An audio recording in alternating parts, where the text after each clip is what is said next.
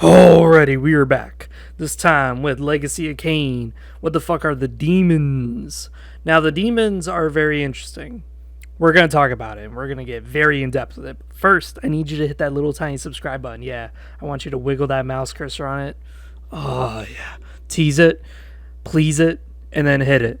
Thank you. Alright, so now that we've done that, a little bit of ASMR, erotica. So, here we are. When it comes to demons in Legacy of Kain, they're very unique individuals.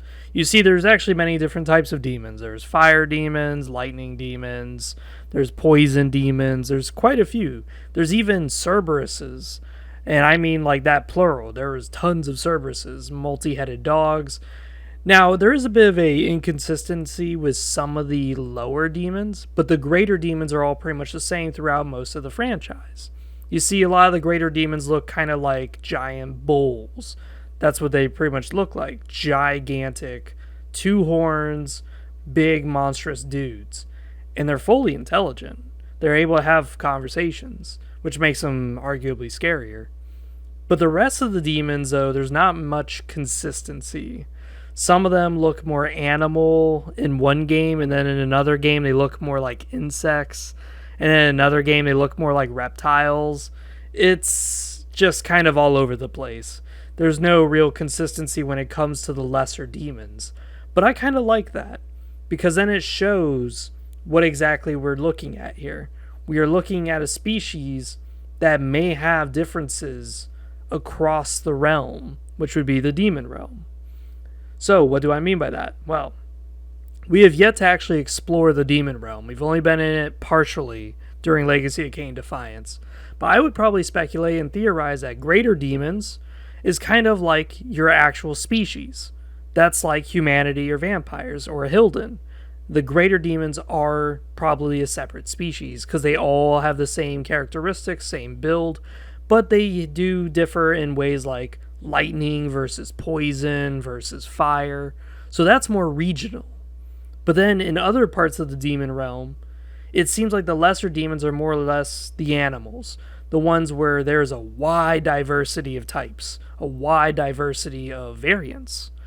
This is what I would be speculating, based on what we have seen throughout the entire Legacy of Kain franchise. Of course, Defiance is the big one because we actually explore the demon realm. But Blood Omen 2, we do see more interactions with demons and Hilden, which gives us even more insight into how the demon society works. You see, what we understand is that the Hilden basically enslaved the demons. Most demons are enslaved, but we do see is that some of the greater demons are not enslaved, and they openly attack Hilden. If they see Hilden, they'll attack them. Now, this leads to certain speculation. Why is it some greater demons are enslaved and others are not? It could just simply be that maybe the Hilden have extremely well made glyphs that are good at trapping and ensnaring greater demons. But it takes a lot of effort to get those demons. Whereas the lesser demons, they're easy to enslave. You just gotta cast one thing and boom, that dog is yours. Yeah, that's not much issue. Enslaving animals, easy. But enslaving a species of essentially immortal beings cannot be done easily. Now, a demon can be killed and their blood can be drained. The issue is that we do not know if they have life expectancies. We assume that they are immortal, that they could just live forever. But they can be killed.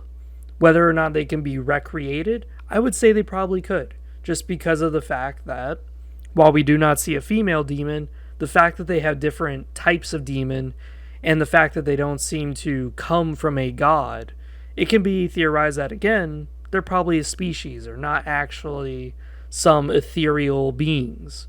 After all, they're made of flesh and blood. One of the things that we have to look at, too, is that demons seem to be omniscient to a small degree. You see, they're able to peer into both the spirit realm and the material realm. They're able to manifest in both areas. And what's interesting is that no matter what time period it is or who they are discussing with, it's almost as if they can peer into your soul and see exactly what's going on in your head. After all, we see this in Soul Reaver 2 where Raziel is being taunted by these demons. They keep mocking him that he's always running out of time, that he'll never be able to do what he wants to do. And that's very unique. That's very interesting that demons are able to do that. We also see it in Blood Omen 1, the very first game, where some of the demons are able to taunt Kain. But it's not as severe of a degree as Raziel, because after all, that game was kind of it was a different beast entirely. It was a really fun game, but it was definitely a different beast entirely. So one of the things that's interesting with Raziel and his discussion with the demons is that it shows that they're able to peer into his mind, and they're able to see what it is that he fears, what it is that he hopes, what it is that he is trying to achieve. And it doesn't seem like they're restricted by any sense of time. After all, it could be in the past, and then boom, they appear. It could be the future, boom, they appear. So we are dealing with the demon realm where it is outside the laws of reality. Now, speaking about the laws of reality, it also appears that the Elder God is not able to peer into the demon realm at all. He doesn't know what the Hilden are planning. He has no reach in there, which again is very fascinating. I find that very unique, that here is a god who can be in the spiritual and the material realm, but he cannot be in the demon realm. He has no idea what the Hilden are planning. He has no idea about what it is that they are doing. And at the same time, the Hilden, they too can peer into the material realm and the spiritual realm, and they can also mess around with things by possessing bodies or manifesting spirits to attack people, which is again very interesting when it comes to the demons. Now, there is one little history thing that I do want to talk about demons before we end up this video. The interesting thing with the demons is that they are able to manifest in the world through two ways. Either they are summoned, whether that's Hilden summoning them or summoners summoning them, or they manifest through the world naturally. Now you may wonder, what does that mean? How is it natural? Well, it's quite simple. When it came to the pillars, it was stated that the weakening of the pillars and their decay caused the demon realm to have easier access to break in and manifest. So that's your natural gateway. They're able to manifest and invade the world through that gateway. As long as the pillars stand erect, it actually keeps the demon realm at bay. Now we learned why that is, which is quite simply, the Hilden were banished to the demon realm, and as such, the realm was locked away. So that means that at some point, somehow, the demons may have had an open portal to frequent between Nosgoth and their realm. But now it is forever barred, and now they're stuck with these invaders, the Hilden, that they just have to live with. But now that the barrier has weakened, they can invade. And we see it in Soul Reaver 2 that humans started to specialize against demons in fighting against them. Because after all, vampires are wiped out. All that's left is Kain. So they specialize in hunting demons instead. This shows that demons were a big problem. They were definitely invading. Now, when they are invading, it is up to speculation whether it's Hilden that's invading or whether it's just the demons themselves. As I said, I think the demon realm is probably like a full-fledged world where there is different types of creatures all about, and that the Hilden only own a small portion of that world, of that realm. So, yeah, there probably is a lot of raining fire and death on human cities, and it has nothing to do with the Hilden. It is not their plans whatsoever. Now, speaking of which, the fact that the Hilden and the demons are able to understand time and events that are happening in Nosgoth, it's definitely interesting to me, because we don't understand much about the demon realm, but I would like to theorize that possibly they may have some sort of pseudo window or pseudo gateway where they just stare into the world and they can see what is happening. They can see time laid out.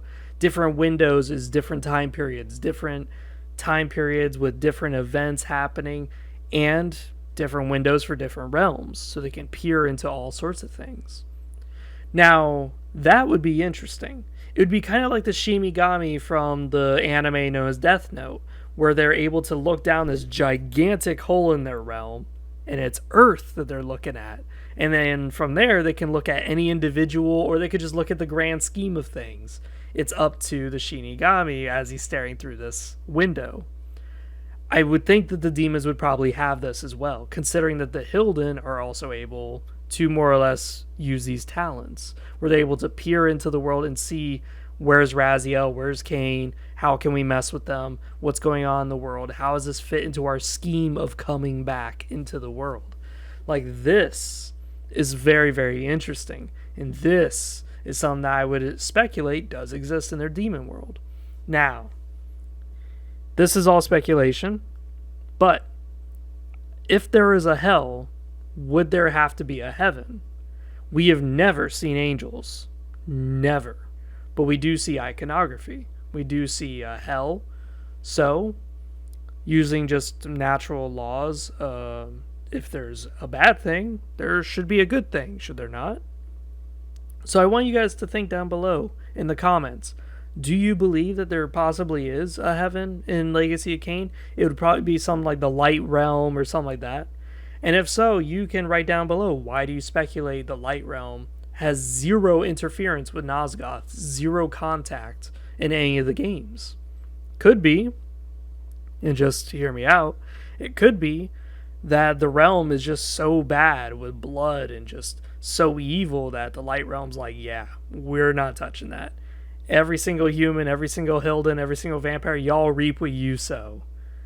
Or it could just be that there is no Light Realm. And if so, that's interesting. That means that this is a world of just utter darkness. That there is only life, death, and hell. That is it. Either you die and your spirit just fades away into the abyss, or you die and you get your soul munched on by a bunch of demons.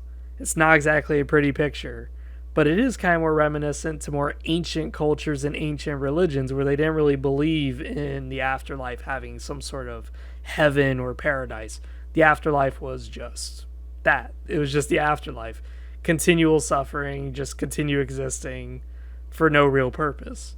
So I like that. Besides that, comment down below what you guys like.